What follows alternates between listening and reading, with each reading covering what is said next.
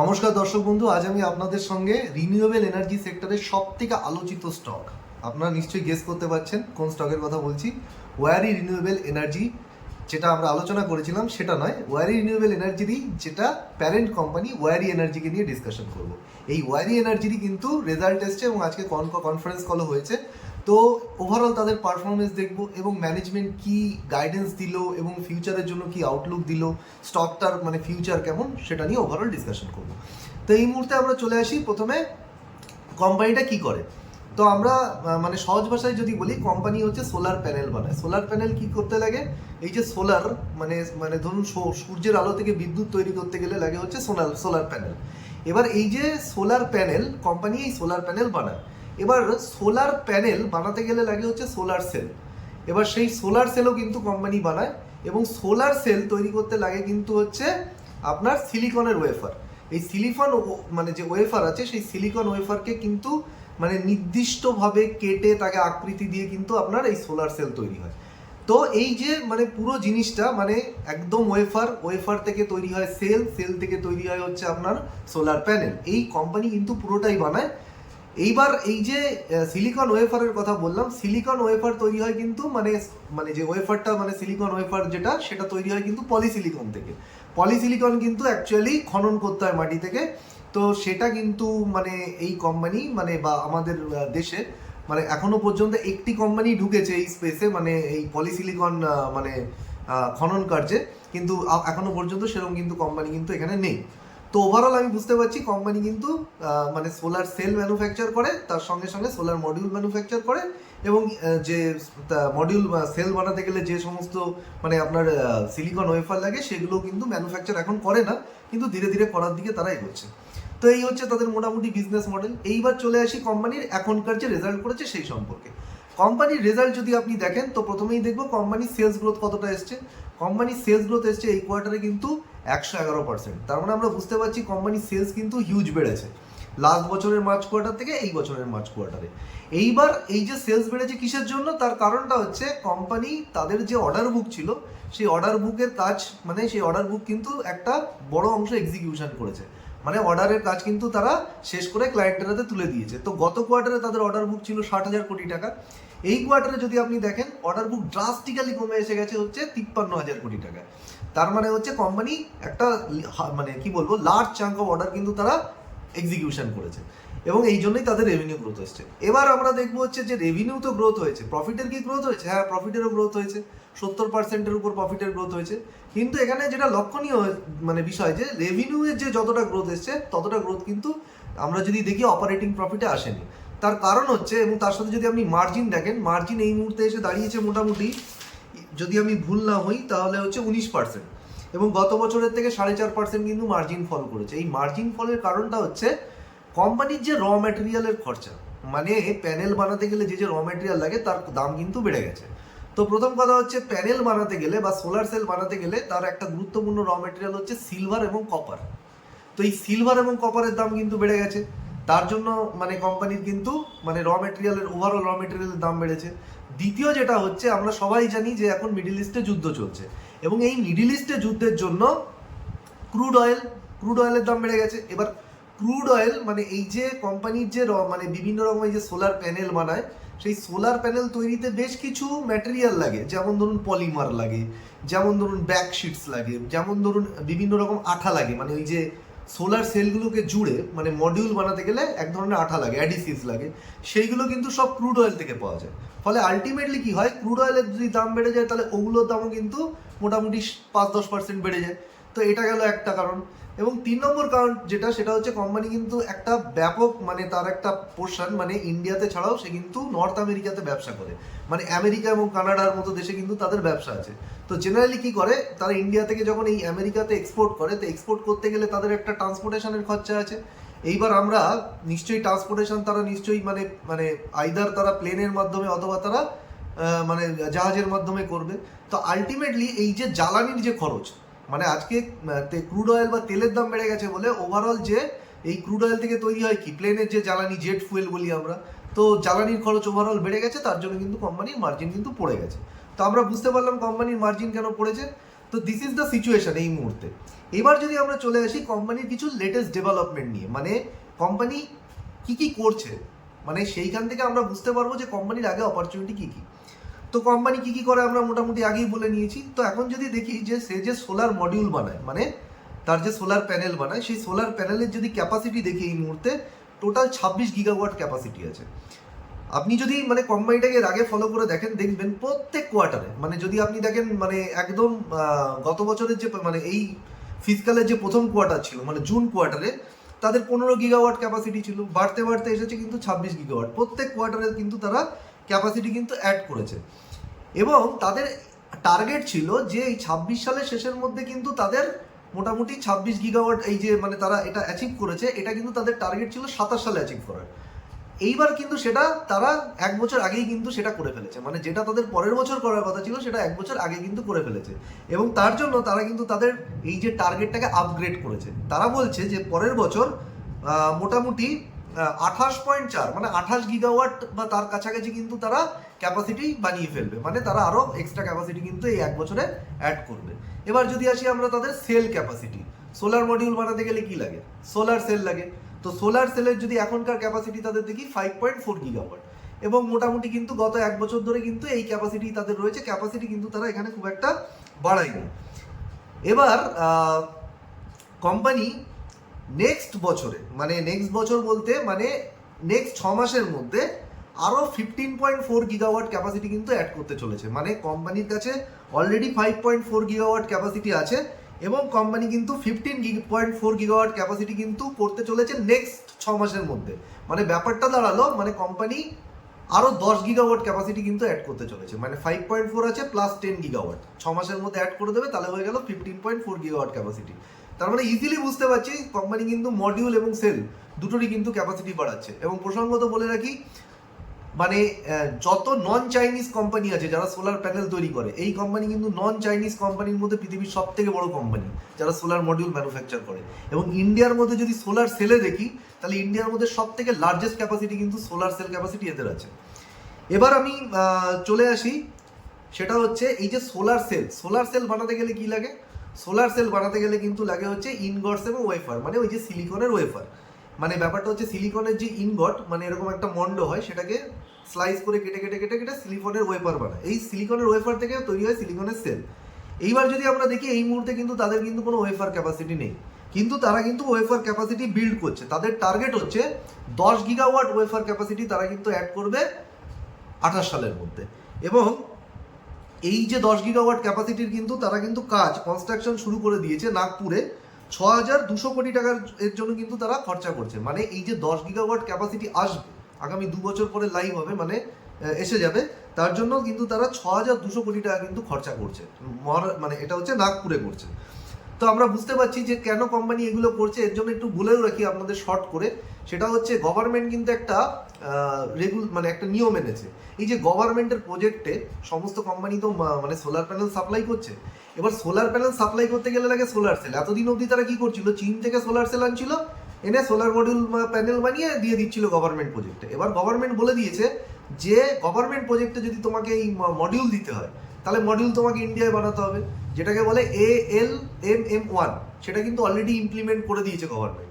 এইবার দ্বিতীয় যেটা স্টেপ রয়েছে, গভর্নমেন্ট বলছে যে ALMM2-তে মানে তুমি গভর্নমেন্ট তোমাকে সাবসিডি দেবে, মানে যারা সোলার প্যানেল সাপ্লাই করছে তারা তখনই গভর্নমেন্টের থেকে সাবসিডি পাবে যদি কিনা তারা এই সোলার মডিউল বানানোর জন্য যে সোলার সেলটা লাগে সেই সোলার সেলটাও নিজেরা তৈরি করে। মানে ইন্ডিয়াতেই তৈরি করতে হবে, তবেই সাবসিডি পাবে। এবং তার জন্য সময় দিয়েছে এই বছরের মানে 26 সালের কত, এই সেপ্টেম্বর অক্টোবর মাসের নাগাদ, মানে এই সময়ের মধ্যে কিন্তু এটা অ্যাপ্লিকেবল হয়ে যাবে। এই জন্যই কিন্তু কোম্পানি মানে এত তাড়াতাড়ি করছে যাতে করে এই মানে 6 মাসের মধ্যে এই সোলার সেল ক্যাপাসিটি মানে বানিয়ে ফেলা যায়। আর তাছাড়া কি হবে, যদি সোলার সেল ক্যাপাসিটি যদি না বাড়াতে পারে, তাহলে আলটিমেটলি এই গভর্নমেন্ট প্রজেক্টে কিন্তু তারা যে বেনিফিটটা সেটা কিন্তু পাবে না।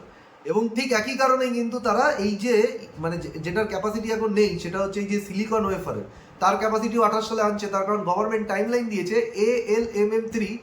সেখানে গভর্নমেন্ট বলছে যে গভর্নমেন্ট প্রজেক্টের সমস্ত রকম যদি বেনিফিট পেতে হয়, তাহলে মানে তোমাকে সোলার মানে সিলিকনের ওয়েফার থেকে শুরু করে সোলার সেল থেকে শুরু করে সোলার মডিউল সব তোমাকে বানাতে হবে, তবেই তুমি বেনিফিট পাবে। তা এখনো পর্যন্ত শুধু সোলার মডিউল বানালে মানে শুধু দেশের মধ্যে সোলার মডিউল বানালে চলছে, সেল বাইরে থেকে আনলেও চলছে। এই বছর থেকে চালু হয়ে যাবে কি যে না, সেল এবং মডিউল দুটো ইন্ডিয়াতে বানাতে হবে, এবং 28 সাল থেকে কিন্তু 3টে ইন্ডিয়াতে বানাতে হবে। তো আমরা এর গুরুত্ব বুঝতে পারছি যে কেন কোম্পানি এগুলো করছে। এর সঙ্গে সঙ্গে যদি আমরা দেখি, কোম্পানি কিন্তু ইনভার্টারেরও কিন্তু কোম্পানি কিন্তু ক্যাপাসিটি কিন্তু তারা বাড়াচ্ছে। মানে অলরেডি যদি আমরা দেখি 4 গিগাওয়াট কিন্তু তাদের ইনভার্টার ক্যাপাসিটি তারা বিল্ড করছে, এবং তাদের মোটামুটি এর জন্য 150 কোটি টাকা কিন্তু তারা খরচ করছে।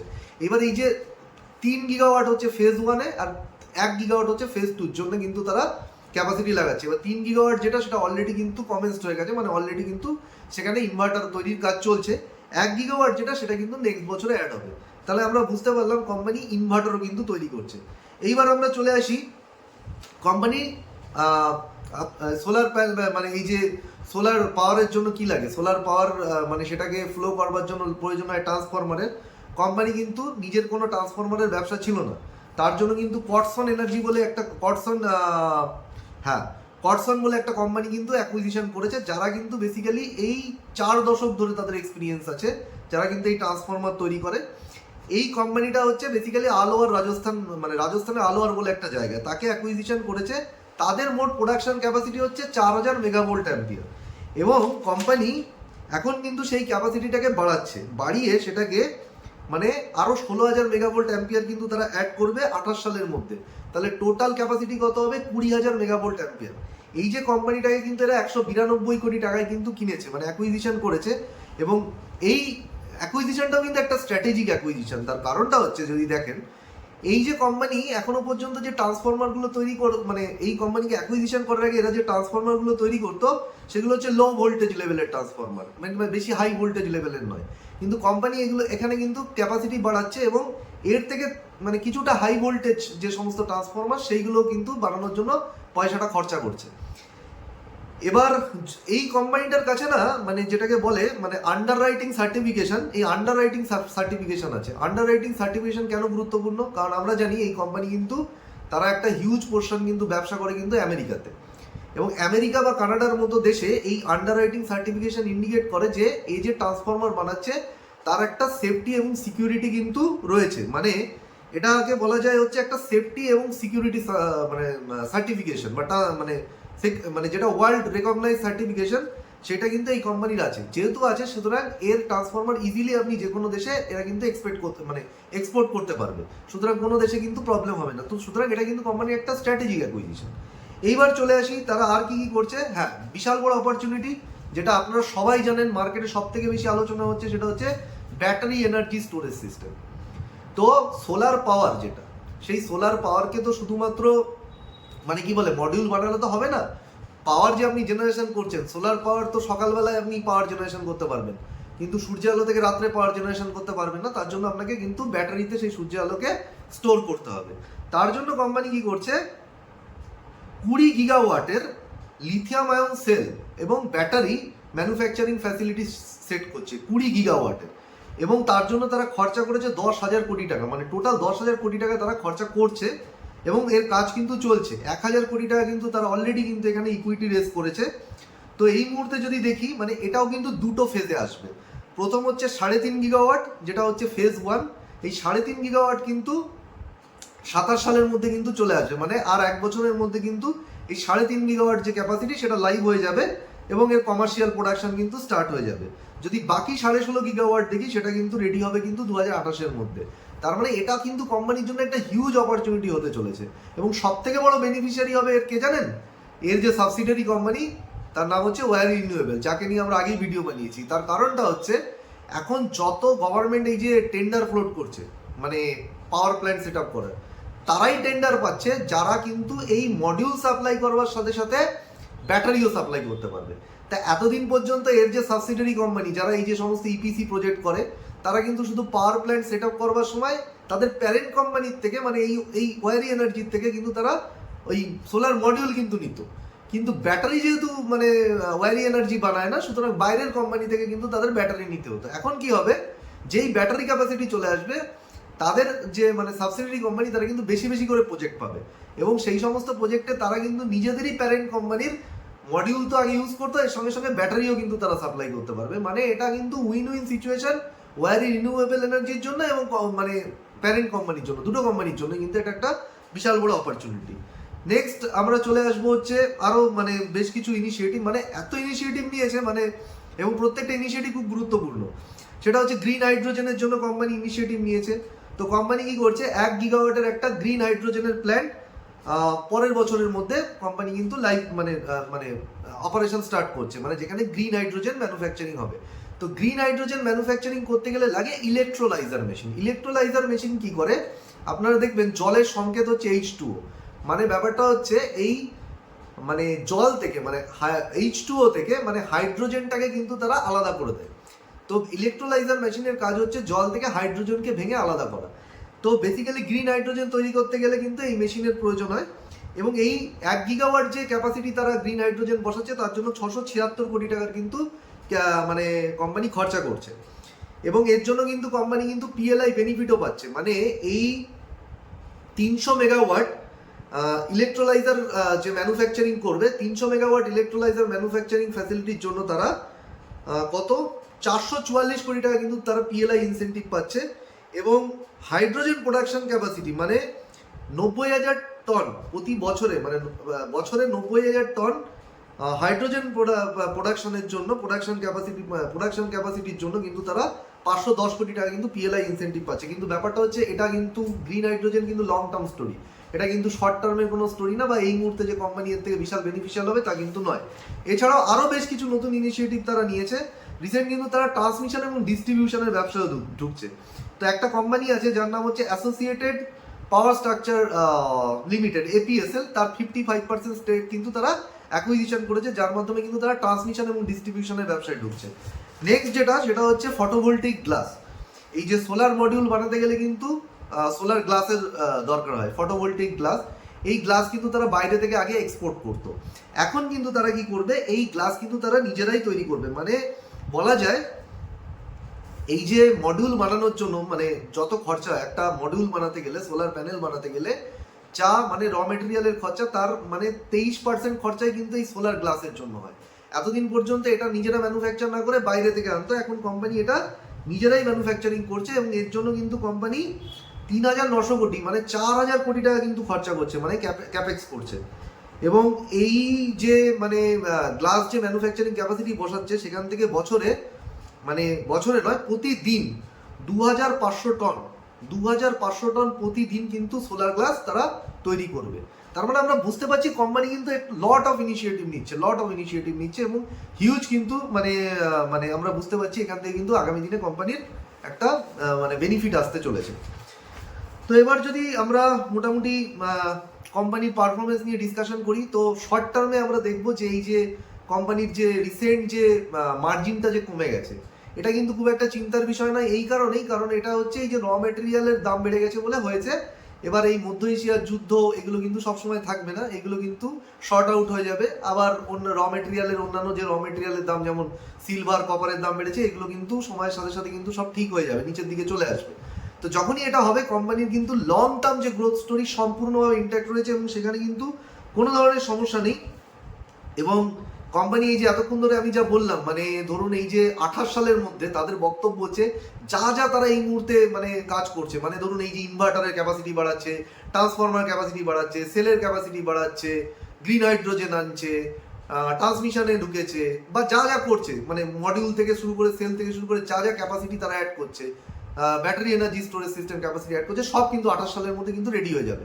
এবং এর জন্য কিন্তু আরও এক্সট্রা 10,000 কোটি টাকা কিন্তু এই তাদের ম্যানেজমেন্ট কিন্তু অ্যাপ্রুভ করেছে, যে তারা আরো 10,000 কোটি টাকা কিন্তু ফান্ড রেজ করবে এর জন্য, এই পুরো কর্মকাণ্ডটাকে মানে তারা যে কাজ করছে সেটাকে পুরোপুরি কমপ্লিট করবার জন্য। এইবার যদি আমরা দেখি মানে তাদের গাইডেন্স, মানে ম্যানেজমেন্ট এই বছরের জন্য তাদের একটা কিন্তু ইবিডার গাইডেন্স দিয়েছিল, সেটা ছিল 5,500 কোটি থেকে 6,000 কোটি টাকা তারা এই বছরে অপারেটিং প্রফিট বা ইবিডা করবে। কিন্তু সেটাকে কিন্তু তারা ক্রস করে গেছে, মানে এটা হচ্ছে কোম্পানির জন্য একটা ফেনোমেনাল ব্যাপার যে তাদের কিন্তু ইবিডা যে গাইডেন্স দিয়েছে সেটা কিন্তু ক্রস করে গেছে। এবং কোম্পানি কিন্তু তার গাইডেন্সকে আপগ্রেড করেছে, পরের বছরের জন্য তারা ইবিডার গাইডেন্স দিয়েছে 7,000 থেকে 7,700 কোটি টাকা। এবং এটা কি অ্যাচিভেবল? ইজিলি অ্যাচিভেবল, কারণ হচ্ছে যদি কিনা তারা তাদের এক্সিকিউশনগুলো টাইমলি করতে পারে, এবং তারা বলছে যে তাদের বিভিন্ন ধরনের ক্যাপাসিটি যেগুলো তারা বাড়াবে এবং সেগুলো লাইভ হয়ে যাবে কিন্তু নেক্সট বছরের মধ্যে। তো নেক্সট বছরের মধ্যে যদি সাকসেসফুলি তারা এইগুলোকে মানে যদি ডিলে না হয়, মানে ক্যাপাসিটি আসতে যদি ডিলে না হয়, যদি সঠিক সময় ক্যাপাসিটি চলে আসে, তাহলে কিন্তু তারা যে এই যে গাইডেন্সটা দিচ্ছে সেই গাইডেন্সে ইজিলি কিন্তু তারা অ্যাচিভ করে যাবে, কোনো রকমের সমস্যা কিন্তু এখানে হওয়ার কথা নয়। এবং আরেকটা জিনিস এখানে বুঝতে হবে, ইন্ডাস্ট্রিতে কিন্তু একটা ট্রান্সফরমেশন চলছে। এই যে আমরা জানি যে এই যে সোলার সেল থেকে যে প্যানেলটা তৈরি হয়, সোলার সেল এতদিন ধরে যে টেকনোলজি ইউজ হতো না, সেটা হচ্ছে পিইআরটি টেকনোলজি। এখন তারা কিন্তু টপকন টেকনোলজিতে শিফট করছে এবং আরো অ্যাডভান্স টেকনোলজিতে শিফট করছে, মানে আরো অ্যাডভান্স টেকনোলজি ইউজ করে এই সোলার সেল বানাবে। তার কারণটা হচ্ছে যত অ্যাডভান্স টেকনোলজি হবে তত কি হবে, এই সোলার সেল তার কিন্তু সোলার পাওয়ার জেনারেশনের ক্যাপাসিটি কিন্তু আরো বেশি হবে। মানে সোলার পাওয়ার যে মানে সে জেনারেট করছে তার যে রিফ্লেকশন, সেটাকে থেকে সে প্রপার আরো বেশি পরিমাণ সোলার পাওয়ার জেনারেশন করতে পারবে। সুতরাং কিন্তু এই যে টেকনোলজি যে ট্রান্সফরমেশন, এটাও কিন্তু কোম্পানির জন্য ভীষণ গুরুত্বপূর্ণ। এবার এই কোম্পানির সঙ্গে কিন্তু মানে আমি যদি বলি বেশ কিছু রিস্কও রয়েছে। ও হ্যাঁ, আরেকটা কথা এখানে কোম্পানির বলে নেওয়া দরকার, সেটা হচ্ছে আমরা যদি দেখি সেটা হচ্ছে কোম্পানির অর্ডার বুক নিয়ে আমি প্রথমেই বলেছি, এখন 53,000 কোটি টাকার অর্ডার বুক আছে, এবং গত বছরের রেসপেক্টে যদি দেখি অর্ডার বুক 13% বেড়েছে, কিন্তু কোয়ার্টার অন কোয়ার্টার কিন্তু অর্ডার বুক কমে গেছে। এবার এই অর্ডার বুকের কিন্তু আমরা যদি দেখি এক্সপোর্ট অর্ডার কিন্তু 65%, মানে 60%-এর বেশি, এবং ডোমেস্টিক অর্ডার কিন্তু 35%। মানে তাদের এই অর্ডার যে মানে কি বলবো, তারা কিন্তু বেশিরভাগ কিন্তু তাদের যে ডিমান্ডটা আসছে সেটা কিন্তু ফরেন মার্কেট থেকে, মানে এই অর্ডার বুক সেটাই দেখাচ্ছে। কারণ হচ্ছে আপনি যদি দেখেন এই মুহূর্তে তাদের যদি আপনি মানে টোটাল রেভিনিউ দেখেন, মানে এই যে নর্থ আমেরিকা, তারা মেন এক্সপোর্ট করে কিন্তু নর্থ আমেরিকায়। এবার নর্থ আমেরিকার সাথে সাথে কোম্পানির ম্যানেজমেন্ট বলছে এখন তারা ইউরোপ, আফ্রিকা এবং মিডল ইস্টেও কিন্তু এক্সপোর্ট করা শুরু করবে, কিন্তু এখনো পর্যন্ত মেজরলি এই নর্থ আমেরিকাতেই কিন্তু তারা এক্সপোর্ট করে।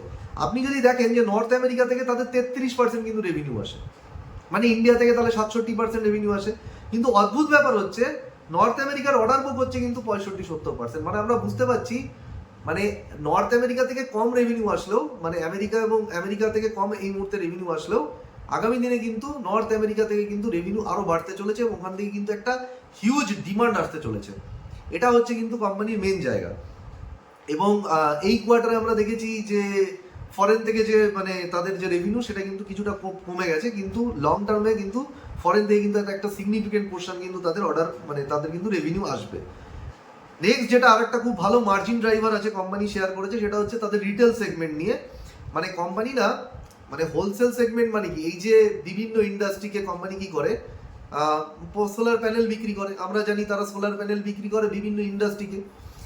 এবার তারা ইন্ডাস্ট্রির পাশাপাশি কিন্তু এই যে ধরুন এখন যে গভর্নমেন্ট সাবসিডি দিচ্ছে না, যে আপনার বাড়ির ছাদের উপর আপনি সোলার প্যানেল বসান, সেখান থেকে যে সোলার পাওয়ার জেনারেশন হবে সেটা আপনার নিজের বাড়ির যে পাওয়ার রিকোয়ারমেন্ট আছে, আপনার বাড়ির যে বিদ্যুতের মানে প্রয়োজনীয়তা সেটাও মেটাবে, প্লাস আপনি সেই বিদ্যুৎকে বিক্রিও করতে পারবেন। এই সোলার মানে যে রিটেল সেগমেন্ট, মানে যেখানে তারা ছোট ছোট কোম্পানি, ছোট ছোট অফিস আছে, ধরুন অফিসের ছাদে তারা ওই সোলার প্যানেল লাগিয়ে বিদ্যুৎ উৎপাদন করছে, ঠিক আপনি আপনার বাড়ির ছাদে প্যানেল বসিয়ে বিদ্যুৎ উৎপাদন করছেন। তা এই যে সেগমেন্টটা, এই সেগমেন্টে কিন্তু কোম্পানি কিন্তু খুব ভালো গ্রোথ করছে, এবং আগামী দিনে কিন্তু এই সেগমেন্ট আরো বাড়বে। মানে গত বছর যদি আমরা দেখি রেভিনিউতে কন্ট্রিবিউশন ছিল 21%, বেড়ে হয়ে গেছে কিন্তু 25%। মানে রিটেল সেগমেন্টের কিন্তু খুব ভালো অপরচুনিটি আছে, সেটা কিন্তু মানে মাথায় রাখবেন আপনারা। এবং তার সাথে সাথে কোম্পানির প্রোডাকশন যে ডেটা শেয়ার করেছে সেটা যদি আমি বলি, এই মুহূর্তে কিন্তু কোম্পানির যে মডিউল প্রোডাকশন সেটা কিন্তু 12.6 গিগাওয়াট এই গোটা বছরে। এবং সব থেকে মজার ব্যাপার হচ্ছে এই যে 12.6 গিগাওয়াট তারা মডিউল প্রোডাকশন করেছে, তার মধ্যে 12 গিগাওয়াটই সেল করেছে। মানে যা তারা প্রোডাকশন করেছে তার প্রায় 90%ই কিন্তু তাদের মডিউল সেল হয়েছে। মানে এমন নয় যে তাদের কিন্তু কাছে মানে এমন নয় যে অবিকৃত অবস্থায় কিন্তু পড়ে আছে। এবার এই কোয়ার্টারের ডেটাও যদি দেখি 4.2 গিগাওয়াট তারা প্রোডাকশন করেছে, এবং 4.1 গিগাওয়াট কিন্তু তারা সেল করতে পেরেছে। তো সুতরাং কোম্পানির কিন্তু ওভারঅল যা যা আমরা প্যারামিটার দেখছি, লং টার্ম ফান্ডামেন্টাল সব কিন্তু ঠিক আছে। এবার রিস্কের বিষয়ে যদি আমি আলোচনা করি লাস্টে, তাহলে বেশ কতগুলো কিন্তু রিস্ক আছে। প্রথম যে রিস্ক সেটা হচ্ছে এটা কিন্তু একটা ওয়ার্কিং ক্যাপিটাল ইন্টেন্সিভ ব্যবসা। মানে কি হচ্ছে এখানে না, এই যে মানে এরা তো বিভিন্ন গভর্নমেন্ট প্রজেক্ট বা বিভিন্ন ক্লায়েন্টকে এই যে প্যানেল বিক্রি করে দেয়, সেখান থেকে না মাঝে মাঝে যে মানে টাকা আসতে, মানে প্যানেল যে বিক্রি করে সেগুলো তো তারা ধারে বিক্রি করে না, ক্রেডিটে বিক্রি করে, তো সেখান থেকে টাকা আসতে কিন্তু কিছুটা সময় লাগে। সেই জন্য দেখবেন এদের ডেটর ডেজ বা কালেকশন ডেজ কিন্তু মাঝে মাঝে কিন্তু বেড়ে যায়। এই কোয়ার্টারে আমরা দেখতে পাচ্ছি তাদের ইনভেন্টারি ডেজ বেড়ে গেছে। তার কারণ হচ্ছে ওই যে শিপমেন্ট ডিলে হয়েছে মধ্য এশিয়াতে, তার জন্য। তো ব্যাপারটা হচ্ছে এখানে কিন্তু মাঝে মাঝে এই সমস্ত সমস্যাগুলো দেখা যায়। তার জন্য যদি আপনারা কোম্পানির সিএফও বা ইবিডা, মানে কোম্পানি যে প্রফিট করছে তার কতটা, মানে তার যে অপারেটিং প্রফিট তার কতটা সে ক্যাশে জেনারেট করতে পারছে, যদি আপনি এই রেশিও দেখেন তাহলে দেখবেন সেটা কিন্তু বেশ কম, মানে 30% বা তার আশেপাশে আছে। এবং আপনি যদি সিএফও বাই প্যাট রেশিও দেখেন সেটাও দেখবেন 50% বা তার আশেপাশে আছে। তার মানে ব্যাপারটা হচ্ছে মানে কোম্পানির কিন্তু ওয়ার্কিং ক্যাপিটাল সাইকেলটা কিন্তু একটু লাম্পি, মানে একটু কিন্তু লাম্পি নেচারের আছে, মানে এখানে ওয়ার্কিং ক্যাপিটালের কিন্তু মানে ডিলে হয়। সেই জন্য আপনারা এখানে দেখবেন রিসিভেবল ডেজ, ইনভেন্টারি ডেজ এগুলো কিন্তু একটু একটু করে কিন্তু বেড়ে গেছে। এবং মোটামুটি যদি আমরা দেখি কোম্পানির যে ফ্রি ক্যাশ ফ্লো সেটা কিন্তু নেগেটিভ। তার কারণটা হচ্ছে এই ওয়ার্কিং ক্যাপিটাল সাইকেলের জন্য। তো কোম্পানির কিন্তু ফ্রি ক্যাশ ফ্লো কিন্তু সময়ের সাথে সাথে পজিটিভ হওয়া কিন্তু জরুরি। আর নেক্সট যে মানে এই ব্যবসার সাথে যেটা রিস্ক রয়েছে সেটা হচ্ছে এই যে আমেরিকাতে কিন্তু মানে বেশ কিছু ল আছে যেটাকে আপনাকে জানতে হবে। সেটা হচ্ছে কিছুদিন আগেই তারা কিন্তু একটা মোটামুটি 126% কিন্তু একটা ডিউটি চাপিয়ে দিয়েছিল আমেরিকার সরকার। মানে 126% তারা ডিউটি চাপিয়েছে যে এই যে ইন্ডিয়াতে যে সোলার সেল তৈরি হয়, তো ইন্ডিয়া সোলার সেল যখনই কিন্তু আপনি আমেরিকাতে এক্সপোর্ট করবেন, এবার ডাইরেক্ট আপনি সোলার সেল এক্সপোর্ট করুন অথবা ওই সোলার সেল দিয়ে মডিউল বানিয়ে এক্সপোর্ট করুন, 126% কিন্তু ট্যাক্স লাগবে। তো জেনারেলি 126% ট্যাক্স দিয়ে যদি ব্যবসা করতে হয় তাহলে তো আমেরিকাতে বিজনেস করবার কোনো মানেই হয় না। কারণ হচ্ছে ওখানে তো মানে তাহলে মানে কি বলবো, আপনার বিজনেসই লস হয়ে যাবে। সেই জন্য কোম্পানি মানে অন্য মানে কিছু মানে সিস্টেম অবলম্বন করেছে, মানে অন্য কোনো মানে কিছু পথ নিয়েছে। তো এখানে আবার একটা জিনিস বুঝতে হবে, অনেকে যেটা মানে চালাকি করেছিল কিছু কোম্পানি, সেটা হচ্ছে যে ইন্ডিয়াতে তারা মডিউল মানে সোলার সেল বানালো, সেই সোলার সেলটাকে মানে ইন্ডিয়ান মেড সোলার সেলটাকে তারা কি করলো কোনো একটা অন্য কোনো দেশে, ধরুন ব্রাজিল এক্সপোর্ট করলো।